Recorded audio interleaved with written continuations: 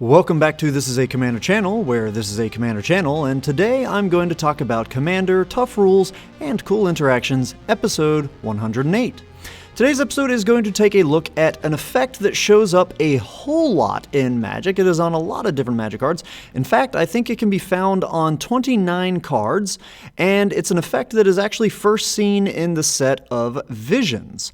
Despite being around for so long, and despite being on so many cards, I still see players messing it up all the time, and the effect is getting an additional combat phase. So let's take a look at a few examples of this effect and how it is that players are playing it wrong.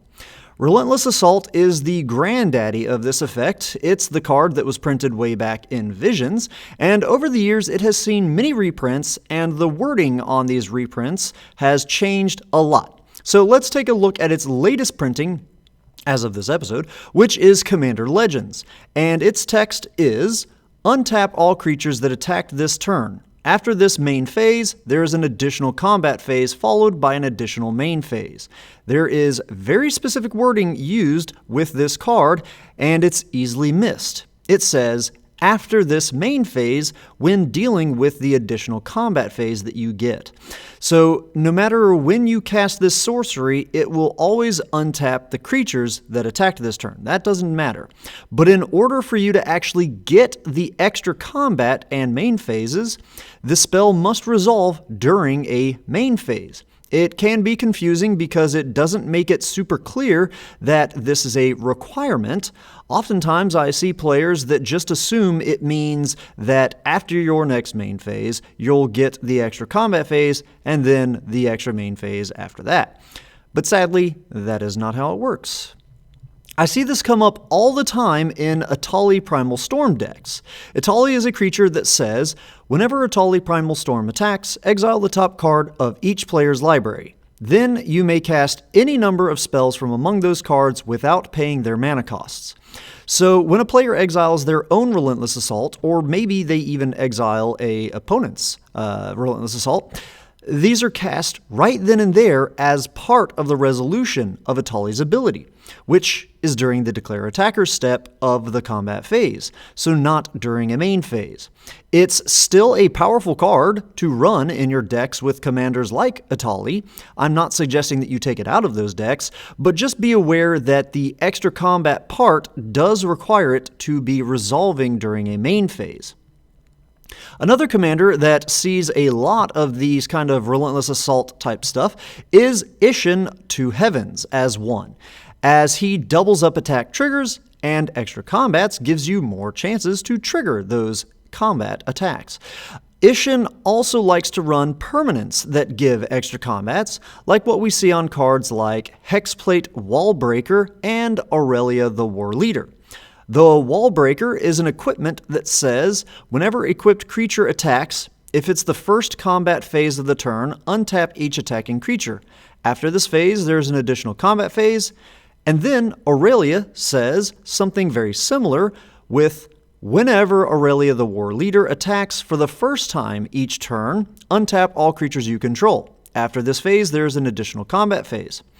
These do not have the main phase requirement for obvious reasons. They're triggered via attacking during the combat step. And if you're wondering why they're worded just slightly different from each other, it's because the Aurelia wording is more easily abused with flicker effects like what we see on Sword of Hearth and Home, and token copy effects like we see on Helm of the Host. She is a new object, or just a whole separate object from those things, and she would keep triggering over and over. Very abusable. So what is the error that players make here with Isshin and these two cards? Isshin does see their triggers happen when they are declared as an attacker. That's not the problem. The problem comes down to the wording of the abilities and how they untap your creatures. When the Wallbreaker and Aurelia's abilities resolve the first time, they will untap your creatures and then give you an additional combat phase. And then the extra trigger of it will resolve and untap your creatures that have already just been untapped, and you'll get your second additional combat phase.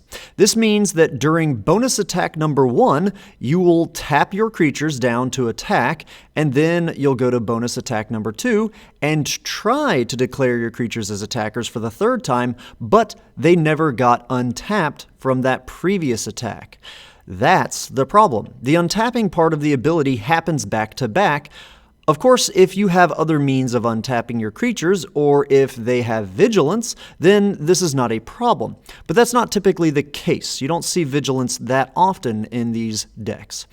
I will see players untap their creatures, declare their second attack, and then untap them again to declare their third attack. But sadly, that's not how these abilities play out.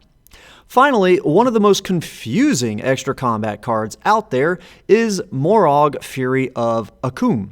Though hopefully you will be able to catch the weirdness with the Moraug's triggered ability after seeing the things that I've covered in this episode so far. He says, Landfall. Whenever a land enters the battlefield under your control, if it's your main phase, there's an additional combat phase after this phase. At the beginning of that combat, untap all creatures you control. So, WotC, Wizards of the Coast, they learned their mistake from the not-so-clear wording on Relentless Assault, and they made it a little more clear about the whole main phase requirement, as they're including the wording for an intervening if clause in Moraug's ability. So if we take a look at it, something like Sword of Hearth and Home, it will fetch up a land during the combat phase, so it's clear that this would not create a loop of extra combat, extra combat, extra combat. Despite that change in wording, though, I still see players misunderstanding it frequently and getting those lands off of Sword of the Animist or Sword of Hearth and Home and re-triggering their Moraug over and over. But then, we add a bit more complexity to Moraug, as his ability also runs into the whole untapping thing. If you play your land drop during your pre-combat main phase, Moraug's ability will trigger and give you an additional combat phase after your pre-combat main phase, but notice how it says that it untaps your creatures at the beginning of that specific combat phase. So then, after you attack, you'll go to your normal combat phase, and now you have a bunch of tapped creatures that could attack again, yet they're already tapped down and cannot be declared as an attacker. Again, vigilance gets around this and such, but so for Moraug, you should not play any lands in your main phase 1. You should attack as you usually would during your combat phase, and then during your post-combat main phase, you can play your land for turn or get a land to ETB via any other means. Also note that Moraug doesn't give you an additional main phase like some of these effects do. This is to limit your ability to keep casting things like Nature's Lore and Rampant Growth in extra main phases. And just like with the Atali example, if you did cast those kinds of spells during your combat from the ability, the Moraug would not trigger.